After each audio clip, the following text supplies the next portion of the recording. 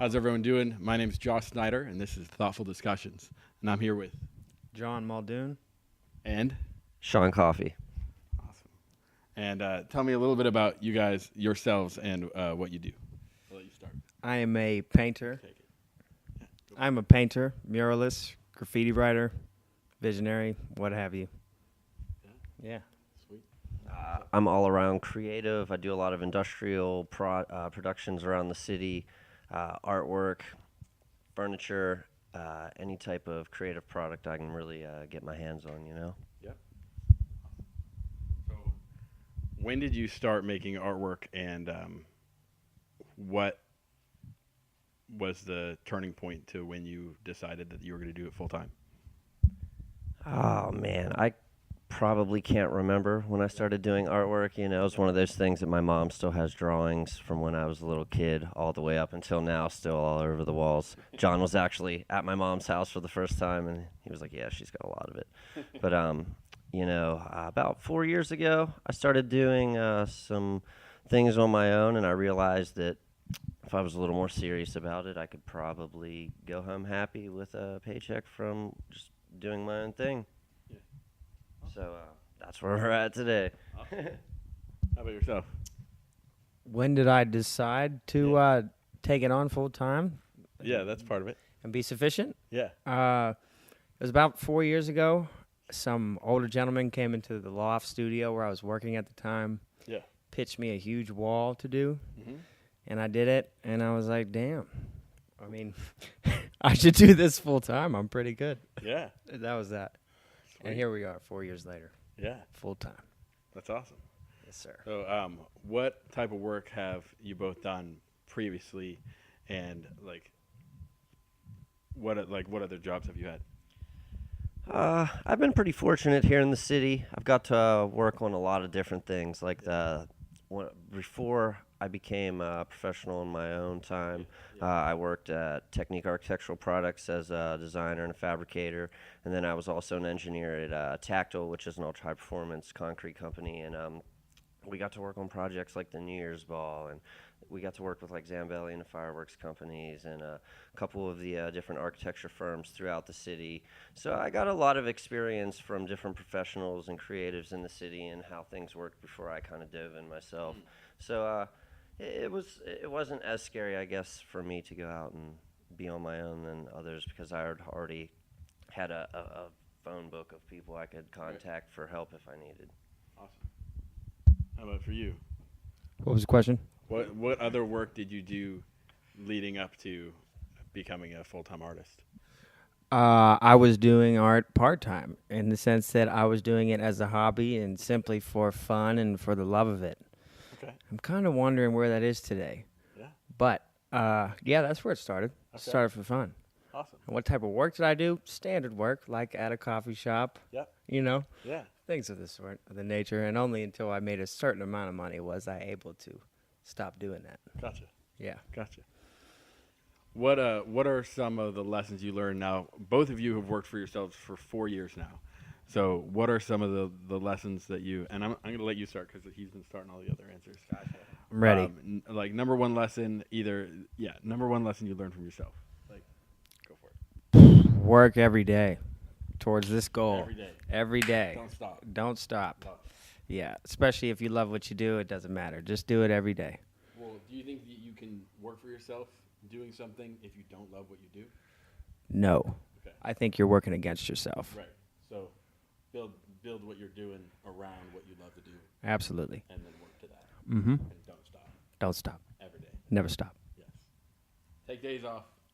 Take when you've earned them, and you will know when you have earned them because your accomplishments the days prior will just set you free. You'll be like, I am laying down. Right. Love that. How about yourself? Something you learned. I'm going to put a heavy emphasis on what he said and work every day and take a deposit. Yes, take a security deposit. Take That a was good. security deposit. Yeah. So when someone's paying you to do a big art project, and you know that it's going to take you more than a day, a week, something, you have to buy materials up front. You know that it's going to be something that you're selling for 3-4 digits. You want to make sure that you have some of that money up front. Definitely. Okay. You always want to make sure you have some type of security, whether it's somebody you really, really know, a contract, or Right. just like I said, a security deposit for at least materials, because if Mm-hmm. your project is good and your product is something that people will enjoy, somebody else will buy it. Right. I got you. Now, working with friends, of course, is something that you do in the art community because that's how you sell your stuff, is you make friends with people. What, obviously, there's positives and negatives to that. When you're selling something, especially for in that price range, you work off a handshake, or like, what do you recommend, having something on paper, or how do you go about that? Well, it really depends on the person. Like you said, if you're just meeting them at the bar, I mean, sometimes you want to take a little more precaution than just a handshake, you know. Right. But if somebody's giving you cash to do a project, usually they're pretty serious. Right. In my experience, if somebody is trying to give you money to do a project, they want it. Right. But it's the people that are talking about a project and being like, oh, I don't really have the money yet, but I'll get a hold of you in a couple months. Can you like do some sketches for me in the meantime? Yeah. They kind of just want to lead you on. But there's all kinds of different people out there Right. of different levels. You just really have to judge a person when you meet them and get kind of acquainted with judging a person in the art world Right. for what you're trying to sell, because everybody's different. Absolutely. Good with that. So working with friends in the art community, Yeah. I would say if you find yourself looking at a big job that you see you could use some of your friends' help with, just make sure you get a contract and you Yeah. get a deposit, and that the side of the finances is 100% guaranteed, so that your friends aren't left in the wind if somebody Right. tries to, Yeah. No, that's super. Yeah. these are the arts. People do try Yeah. to, So take advantage of you if they can. right. So, Contract. younger artists or artists that are just starting out may not be, of course, everyone, you work up to whatever level you're trying to get to. As far as everyone asks me about how do you value your art? What do you do? Like, how do you price it? How do you do that? For someone that's just starting out, how would you recommend that question? Above all, sell it. Yeah. And let it be known that it is being sold. Okay. But moving is important. Moving is important. Yeah. If you're producing a lot of work, you don't need to hold on to them for an excruciating number. Right. Let go of them. Yeah. Get rid of them. Put them in the hands of other people. Find out how you can build that bridge between your art and these potential customers or clients. Right. And that would be in a reasonable price, Yeah. not an exponential one. Make art every day. Make Rid of and art if you every make day. art every day, it won't be a problem. Yeah. Right. But get rid of art every day too. True, Don't- true. don't If you can, rid of yes, it. yes. Okay. But yeah, make it a priority. Yeah. Get rid of it. Okay. Well, I kind of feel like the idea is just to get rid of as much artwork as possible. Like John was saying, you kind of have to look at the person you're selling it to. Some people have more money to spend on a piece. Some people will appreciate a piece more. But really, at the end of the day, it's what do you want to get out of the piece? Do you want a bunch of money? Do you want the piece to go to somebody that appreciates it more? So it's really what you want to get out of it. But you could value your work for $1,000. Somebody else could value it for $10,000. It really depends on the market, Gotcha. and the demographic that you're trying to pitch it to. That's a hard thing to establish and a hard thing to read when you're first starting out. Did either of you have any troubles, like when you were first starting, figuring that out when you're entering into that market? There's always going to be road bumps in that in the beginning. I mean, because you have to test. Right. You kind of have to give your pieces to different people and see how they react.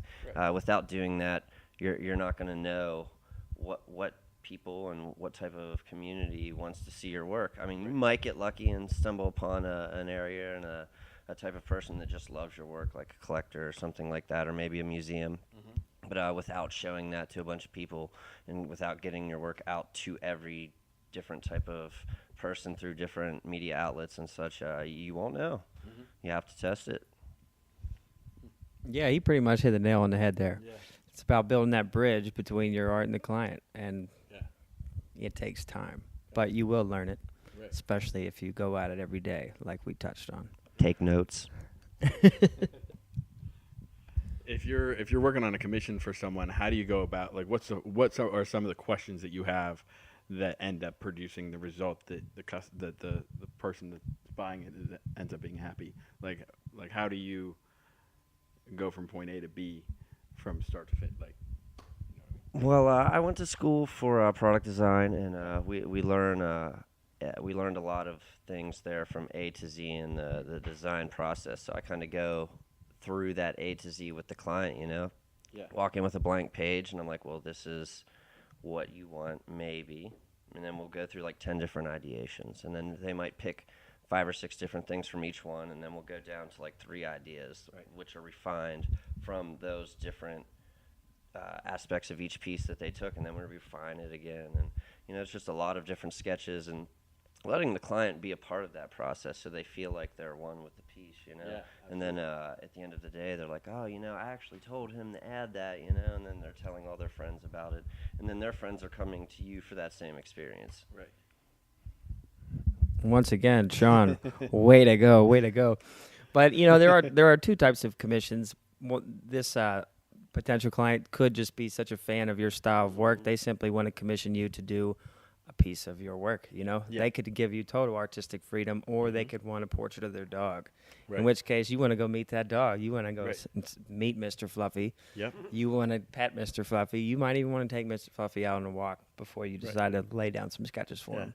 So put the work in too. Yeah, put the work in. And you meet the client. You see what the client wants. They could. Right.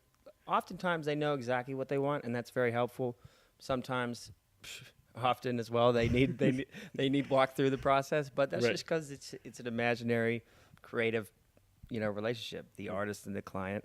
Right. And I don't know. It could go either way. Right.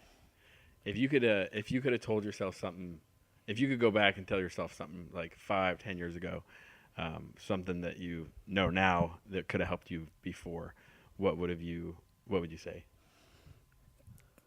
Just go harder, I guess. Start sooner? Yeah. Well, I mean, I really feel like I started really early, but Yeah. I go harder. Yeah, go harder. Go as hard as possible. Yeah. Yeah, I wish I would have started a lot sooner. Yeah. It's just a lot of times you have to wait until the right opportunity. If you dive in too early, sometimes you don't give yourself a good chance at. Yeah, you don't give yourself a good chance at doing the best you can, because you might not have the money or the space to do it, and you kind of have to look at your resources and decide when is the best time. You have to do Right. a little work to get yourself to a position where you're ready to take that. Yeah. I mean, you can just dive right in though. There's nothing wrong with that. Yeah. So working with people in the Pittsburgh art community, who is someone that has helped you, someone that you look up to, and what are some of the lessons that you've learned? The guy sitting to my left, Yes. he helps me a lot. That's why I had brought him, or had mentioned him for the show this evening. He has helped me a lot with different aspects of different medium, the graffiti aspect and using different stuff. Another guy is Rick Bach. He's a local guy that used to be down in Southside a lot. He has work all over the city. Jack's, the Mad Maxes. I believe he's down in D.C. now. And just the different companies I've worked for, and just almost every project, really, you learn a little something new. Right. Any lessons that have stood out? Take a deposit. Yeah. Yeah. That True. one becomes a reoccurring thing that once you're in the business, especially if you try to trust people, The deposit comes with the contract, so they're Yeah. they're hand in hand. Yeah. The just contract, make which sure you know guarantees who the you're- deposit. who you're working with, but other than that, I really have no gripes. I mean, the city here has always been very good to me. The people I meet are all good. They're all professional, and everybody here it's a very strong art community. You see a lot of people at the same events, and they're just out doing things together and creating beautiful artwork for the city. I mean, you just walk outside here and you see countless pieces up and down the street. It's nice. Yeah, 10 years ago, 12 years ago when I moved here, it wasn't like that. Yeah. It's Not true. at all. How about you? People, Yes. artists that I look up to in the community and have taught me things. Yeah. Like he said, I'm a street artist, I guess, but he's been teaching me a lot about perspective and shadows and sort of classical realms of painting that I did not know existed. So I definitely thank him for that. Also, a gentleman named Tim Englehart. It's a very talented man, and I've done some work with him, and he's taught me some things. And I salute him and his efforts very much so. Nice. Yeah. Heck yeah. Where can we find you on social media, websites, all that? You could just look up my first, middle, and last name. That would be John Maurice Muldoon, and that is John with an H, and that is Muldoon, Muldoon. Nice. Everywhere online. Everywhere online. Yeah, you can Google it, you Facebook it, you can Instagram it. All right. You definitely won't be able to Twitter it, but Okay. I'm out there. All right. What about you? You can find my work at www.coffey-shop.com. It's COFFEY-shop. I'm on Instagram at my coffee shop. But if you just Google coffee shop with a Y at the end and not the extra E, my stuff usually comes up. Got a good bit of work around the city, luckily. Yeah. Have been fortunate enough to get to work on a lot of different projects. Right. So you make like small furniture and stuff too. Yeah, we actually build a lot of stuff out of the coffee shop. We have a lot of custom architectural signage, a lot of custom architectural furniture, some finer end pieces that you can't really find anywhere else. You know, I like to do stuff for the client that you won't find online. You know, we do some custom architectural features for houses, such as log bar additions, cedar fences with like older Japanese style linear features and stuff. There's so many different products that we have been fortunate enough to work on, but yeah, a lot of different architectural stuff like that. Nice. If you can meet any artists, who would you try to reach out to? Correct. All right. I would try to reach out to Pose, is the artist from Chicago, Pose, or Rhyme out of New Jersey. That's Rime. And there's definitely some more, but those are the states artists that I would hit up and be like, son, keep up the good work. You're setting the bar, and I like your efforts. Nice. Yeah. Man, I might have to look him up on Instagram first. I believe his name is Andrew Salgado. Did you by chance know who I'm talking about? I showed you the guy. He does all those crazy paintings on the crazy portraits. I believe he's from London or something like that. Does it look like they're shaking, like they're trailing? Is this the portrait guy? He like sews stuff onto it, man. He Oh, does some wild stuff. I man. don't You think gotta I know. look him up. He's pretty cool. But I'm not exactly sure how to say this other guy's name, but he introduced me to him. Is it like Pichavio or? Oh yeah, I think that's Is that correct. how you say it? Yeah, I think it's like Pichiavo. Yeah, it's pretty Beast. wild stuff though. Beast. Yeah. Any of the mural Instagrams that you follow, what is it, Powwow? Any of those? Oh yeah, have, Powwow Worldwide. Oh man, any of those just have multiple artists that you're just like, they're superb. Nice. What kind of music do you like to listen to when you're painting? I have a very expansive playlist. It covers like reggae, some like old blues. There's some like classical music on there, some hip hop, some like old like hood rap. Man, there's all kinds of stuff, man. Just anything that makes me move. Reggae, island music, and everything. Everything.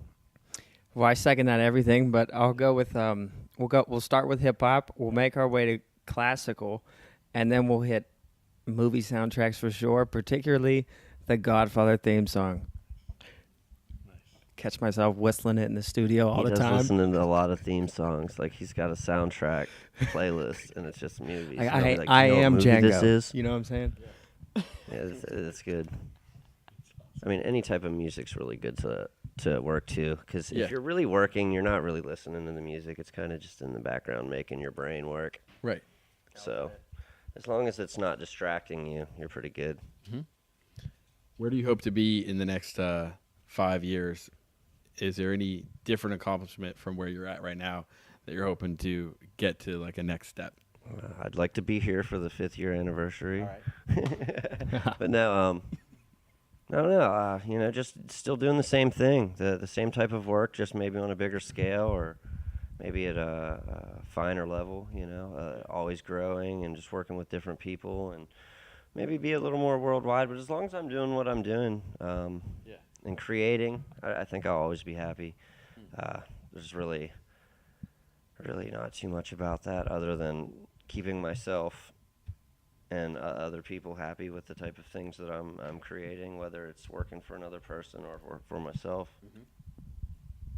I would like 10 street side massive murals Yeah. and have shown in at least one other major city gallery. Nice. Yeah. Nice. Because that would be about 10 years trying to do this legitimately, almost. Right. And Yeah. then countless years prior doing it for fun. So Right. I hope, yeah. What are some things you do to challenge yourself? Paint with people that take me out of my comfort zone. Mm-hmm. You know, Yep. always, if you get an opportunity to try to do something in your creative realm that you're uncomfortable doing, that's going to require you to learn new concepts and just learn, do it, because it's going to be challenging and it's going to further your art. Big time. Way more than just repeating the same thing. I mean, we all know where that gets us. Right. Yeah, I like to do as many different projects as you can. Just try to just be different. Like he said, the more challenging the project, the better, because every project you should be learning, growing, always trying to be a better artist and grow, like teach. And there's so many different levels of that as long as you're moving and shaking. Yeah. Love it. Business-wise, what have you learned as far as like how to manage business, how to go about things, whether it's customer service, finances? Is there anything that's stuck out that has made you like as far as advice goes, someone that's just starting out, you would want to like, hey, handle this sooner than later? If you're looking at like the actual business aspect of it, get a schedule like every week, do your books, keep your receipts together, keep all of that stuff organized. It doesn't seem like a big deal now, but 10 years down the line, Uncle Sam's going to be like, what have you been doing? You know, if you've been doing your taxes right, you'll just hand them a packet of papers and they'll leave you alone and you'll never have to deal with them again. Right. But if you don't have that, they give you a hard time. But yeah, just keep a schedule, quarterly, monthly, every week, you know, and always give receipts and document everything. But other than that, I mean, it's just really simple. Just try to keep up with it, because once you get buried by it, it's hard to get out of. Well, it's good to gauge too, right? Yeah. So you know where you're at every quarter. You can see or every month. You can see, all right, this is what I'm doing. Right. Yeah. Okay. Well, like Sean said, a schedule for sure. Yeah. But I would also add that when entering the arts, I think that the last thing on your mind should be customer service. You know? No, that's fair. Yeah. Just saying. You're right. But customer service. Okay, for me and for you, like I have a brick and mortar business. Right. So customer service is a lot. It's different. definitely a huge component. This is for you. Customer service might be actually going to a show and being presentable and approachable. Right. Approachable for that instance and interaction. Maybe. Right. Yeah. Yeah, like he said, there's so many different aspects of that. Like the business level as an artist, I mean, you can run it like a strict 5 to 9 business, or you can keep it loose and flowing, but you always want to be presentable. Right. You always want to be professional, no matter how you do it. Right. Schedule's the best way to start that. Whether it's going to a show every week or once a month and actually handing business cards out and using that as like a promotional type night. There's so many different things you can do, whether you're on Instagram every day at a certain time posting a photo of what you're doing, or live videos constantly. You know, there's so many different niches that you can hit when it comes to the business aspect, and it's kind of hard as an artist to I guess organize and do all of that. It really is. Yeah. Any thought on that? Yeah, it's kind of confusing. Yeah. You know, you're this creative component, and then there's this side of the world that wants you to turn into, H&R Block for a moment. Right. And sometimes that can be challenging. Right. That was going to be my next question. So, there's a lot of really good artists that don't get anywhere because they can't get onto the next page of actually doing, actually selling the art or actually doing something. How did you break that hurdle? Was that natural, or did you have to work at that? You do some research, literally Google how to be a successful artist, and you're going to come to this realization that you have to treat it like it's like anything else in America. You know, you want to pay attention to customer service. You don't want to act like you're too special to answer the phone or whatever. It's a product, you're selling it, so learn how to sell product. Right.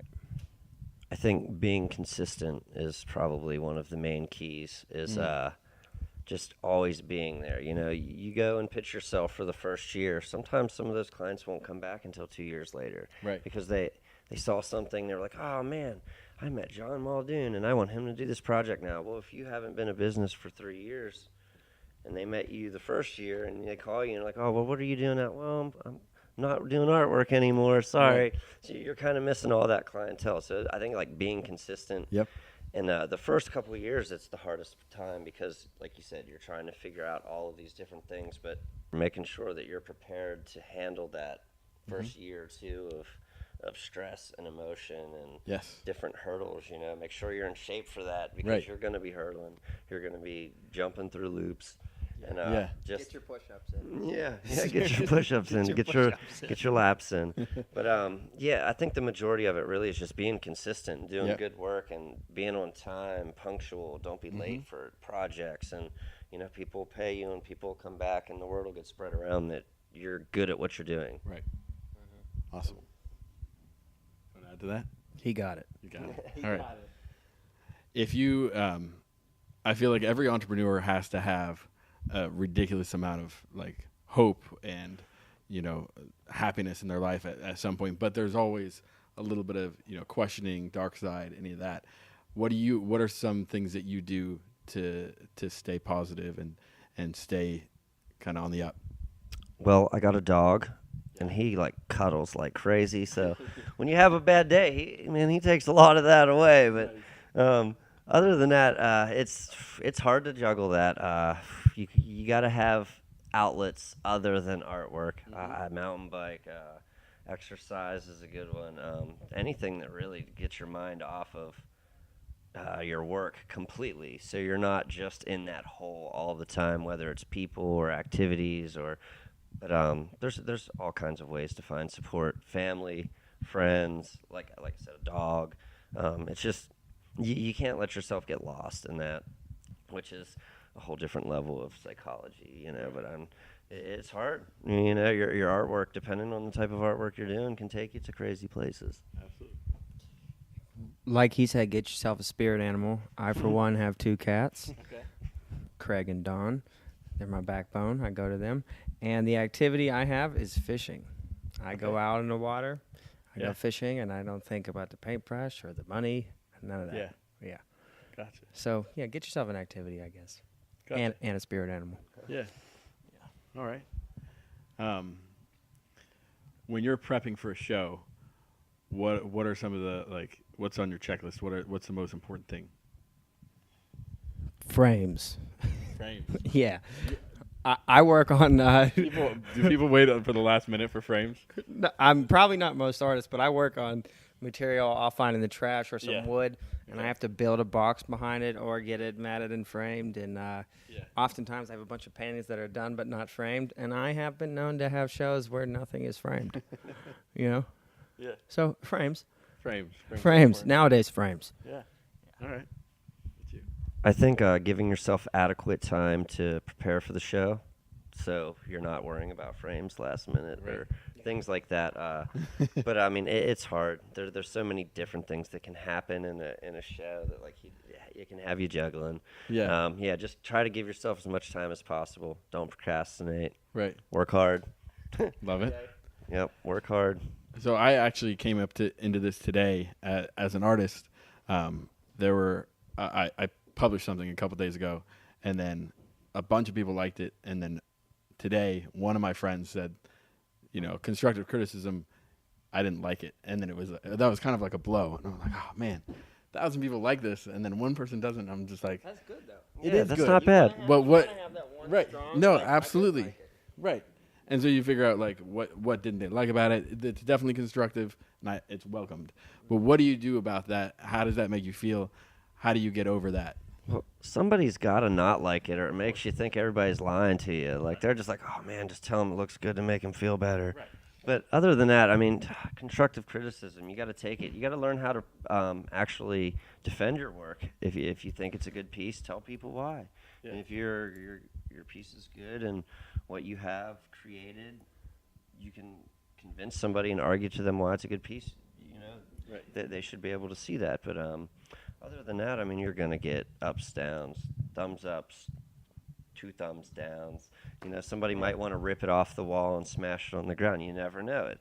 It could be the most beautiful portrait, but the subject matter could just piss somebody off. Right. You know, you never know. You just got to be able to take criticism, and I think if somebody doesn't like it, it authenticates all the people that did like it. Yeah. You know, and sometimes I catch so many people liking my work, and then somebody outwardly doesn't, and that even made me feel better than all the people Really? liking it. I'm like, oh, sweet. Yeah. It's weird, but How do you turn that into something? I don't know. like- I don't know how. I don't Yeah. know how my mind did that one, but Yeah. it did. I remember feeling positive about the negative review I got on something. Yeah.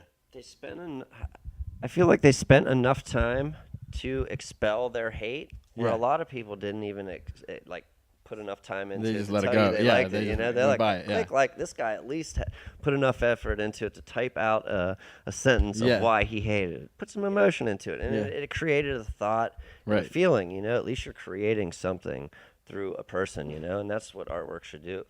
It should create emotion in a person. It should create thought and conversation when somebody looks at it. You know, if I'm looking at a piece and you walk up to it, I should be like, man, look at this, and I should be able to have a conversation with you about it instead of just being like, let's Right. go get a beer. Yeah. You know? Right. So artwork is very subjective, and no two people are in the same place at the same time. No two people can go through the same experience and have the same experience, right? So what's something that you can do at your shows to kind of prepare people or have it so that when they come in, they're ready to see what it is that you presented to them? I would say try to offer multiple experiences.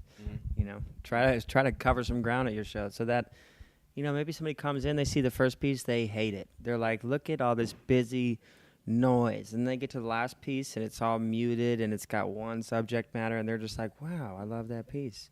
It's just, I try to cover ground so that you can upset and please as many people as possible, I suppose. Yeah. I just went through an experience. Yeah. What you were talking about. Elaborate. Where, Tell me about it. Well, we tried to create this experience where people came in and did more than just go to an art show. You know, they had to see the actors and talk to them, and they kind of had to figure this out on their own. You know, and it was kind of interesting. It was like an experiment to see how many people showed up for one. If they actually read the pieces and if they actually experienced what was going on. And the Yeah. people that experienced it, like, commented that it was one of the better art shows that they had ever been to because they actually had to do something instead of standing around. Yeah. Because nobody actually went around and was like, did you see this piece? And, like, do you know why it is this? And a lot of people don't get that. They don't read the little plaques on the side. So Right. it's a hard thing to get people engaged. And, Yeah. you know, I'm not sure I excelled at that or I did a good job at it, but Yeah. it was like half and half. Some people got it, Yeah. some people didn't. So Okay. it's one of those things where I kind of struck out maybe, but Yeah. the people that got it loved it. So it is hard, you know, other than Right. putting a sign up and being like, here's a list of instructions, here's what you do, Right. you know. I mean, no one comes to an art show not wanting to enjoy it. Yeah, right. Right? So, like, they want to get something out of it, but without meeting you or having more information or whatever, they may not be able to draw exactly what it is that that you are expecting them to get. Well, a lot of people are scared to ask questions. Yeah. They're not very personable. They're not Okay. open. They won't walk up to the people and be like, so what is this? What do I do? Right. You know, they kind of, Yeah. some people want to be basically fed what is going on. But Right. there are other people that are more adventurous, you know, and that's where I felt that I had like that 50-50, you know, but it's how do you hit everybody other than having somebody at the beginning of the show that's almost like a host, like, this Right. is what you're here for. This Yeah. is what this is. Yeah. You know, like a Beauty and the Beast house welcoming. Yeah. It's really hard, you know, because there's so many different types of people. one of the things is advertising, so people kind of know what they're coming to Yeah. before they show up. Create context. Yeah. But with that, you'll just get the people that saw the ads coming. How do you get the people that are just walking in off the street to understand the project? It's hard.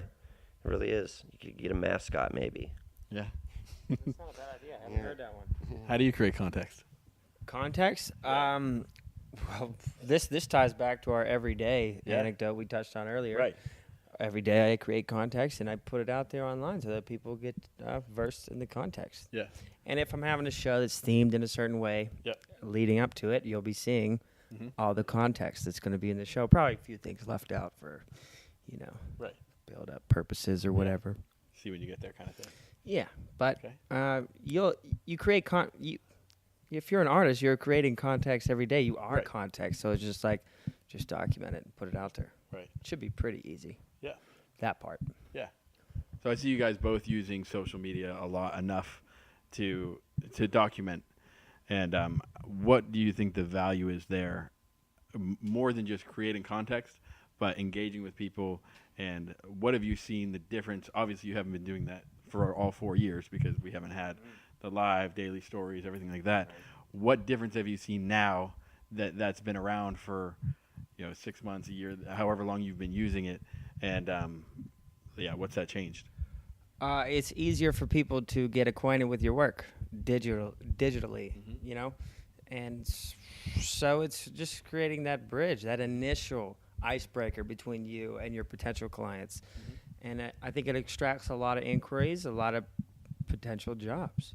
That seems to be the market nowadays, is online more than in the gallery. But in the arts, it could come down to one client. So you just want to make sure that you're probably in both. Yeah, I think the value of the online presence is priceless. If you're not using it, you're missing out on a free avenue of getting yourself to the world. The more time that you spend on it, the more people that see you. I mean, so really time spent on there, if you're marketing your work correctly, is not time wasted. As long as you're putting enough work in your creative process, you really can't lose in that avenue. The more you put out, the more people will see. You don't want to flood it with stuff that kind of, I guess, is just repetitive and kind of catches people wondering why they're looking at what you're doing. But other than that, if you're giving them the creative process, they're usually pretty intrigued by what you're creating. Or by what you're saying. Yeah. Because oftentimes you're not making art while talking about it. Unless you want to go as far to say that what you're saying is art. I wouldn't do that, but Would you ever do a Bob Ross type thing? I would totally do a Bob Ross type thing. Yeah, I just learned how to paint like Bob Ross thanks to him. Well, I guess we owe it all to Bob. Or Mural Joe. Don't forget to YouTube Mural Joe. He's great. I'm going to second that. Mural Joe is legit. If you have not watched Mural Joe yet, you are missing out, because he will teach you how to paint from Home Depot like a pro. What are some other things you like to do with your free time? Music. Play a lot of music. Spend a lot of time with my dog. Sports, exercise. Just try to get out of the shop as much as I can. Yeah, I was about to say exercise. Exercise has been helping a lot. Yeah. That one's a good one. Good. But yeah, painting. Mostly painting. Yeah. A little bit of reading. Yeah. A little reading.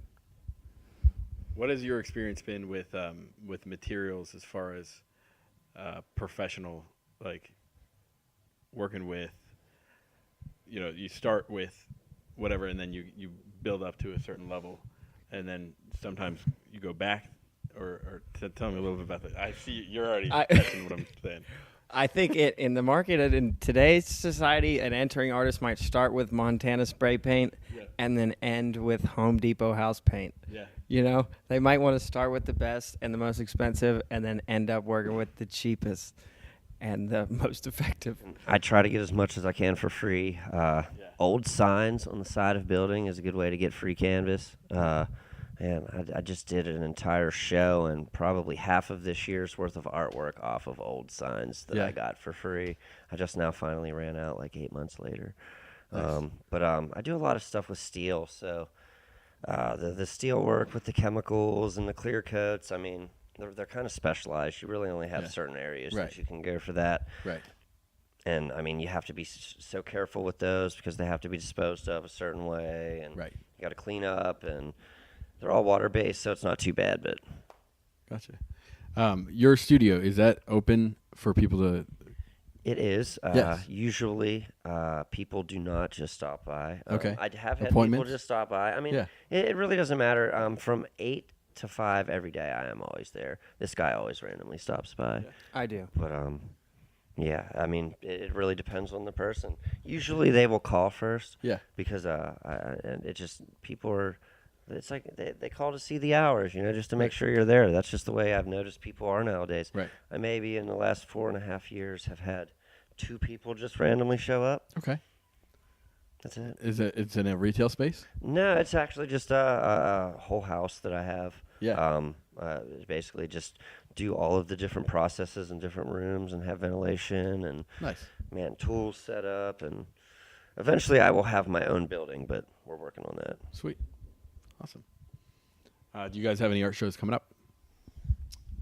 I will be showing at the Escape Room in Homestead. Nice. I believe I'm setting up this week, and it should be up for at least a month. Okay. Yeah.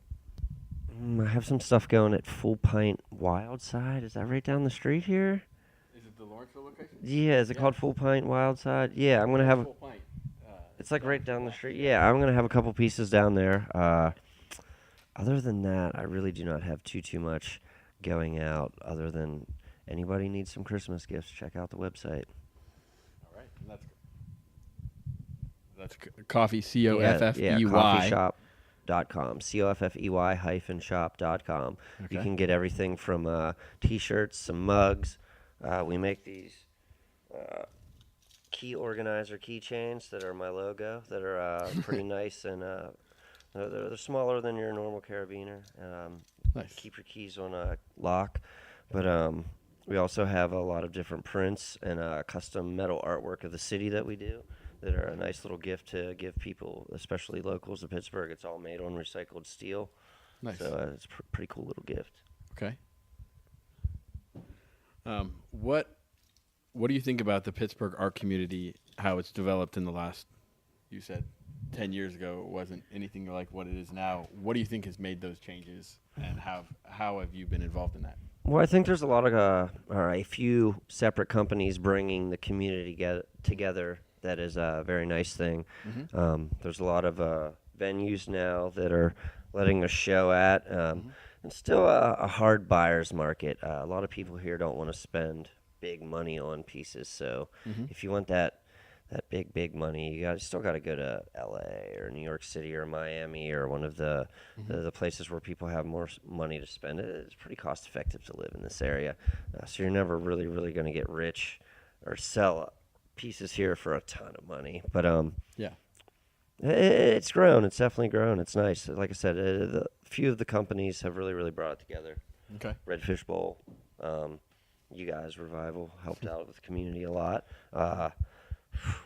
The Southside Mural project is going on. And then a few other people that are just doing a lot of community work. MLK throws murals up all over the place. But I would say a big component that's changed the art scene here in the past few years is, in particular, graffiti and street art becoming cool and desired instead of illegal and prosecuted. I think that's a big change that's putting a lot of these walls up, stuff like that, Absolutely. That's cool. What would you like to see more of as far as a shift in the art community? How would you like to see that?